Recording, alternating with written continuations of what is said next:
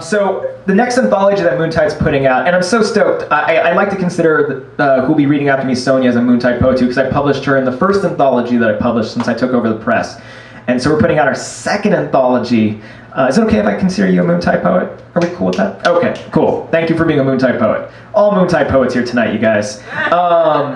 But so the next anthology I'm putting out, I'm taking submissions right now, is an anthology of poems inspired by the horror genre. So I'm not looking for spooky poems per se, just poems that are a response to or inspired to horror film, literature. You know, if you got a good Stephen King inspired poem or a Lovecraftian inspired poem, awesome. Mythology, folklore, or basic just horror tropes. So this is an example of kind of what I'm looking for. And I should say, with apologies to Charles Schultz, this is called You're a Good Zombie, Charlie Brown. It started with Woodstock, some mutated strain of bird flu. His first victim, Pigpen, tasted terrible, but the hunger was just too overpowering to care about good hygiene. Next peanut down was Marcy. Cleaning her glasses, she never saw it coming. Upon infection, she went straight for Peppermint Patty.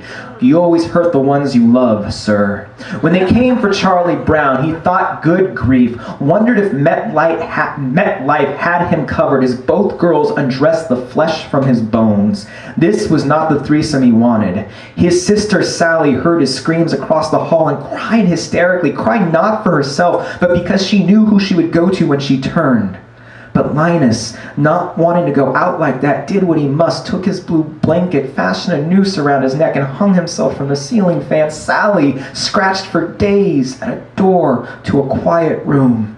Snoopy showed more courage and jumped atop his doghouse to take aim at Charlie Brown's half-eaten head. Though by the time he realized his dogfights with Red Baron were all pretend, it was too late. Blood splattered everywhere. Snoopy became invisible beside a red home.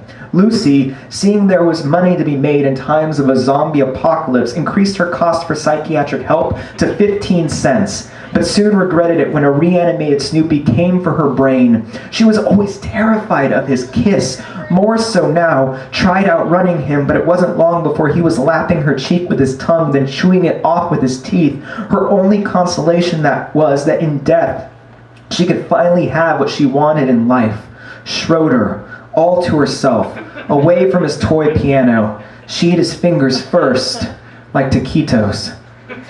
Through it all, he continued to play, banged his bloody stumps against the tiny ivory keys until every bit of Beethoven left his body. The sole survivor of the group, Franklin, who, having no anxiety or obsessions to distract him, saw this horror show coming and escaped. Long before his friends noticed he'd gone, he refused to be killed off that way, consumed like cliché, becoming just another monster, same as them.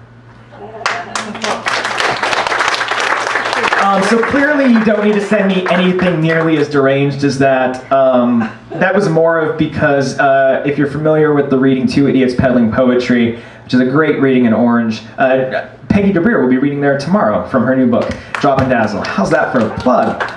They have this thing where they take Peanuts characters and throw them in strange and unfamiliar situations, so that was my take on that.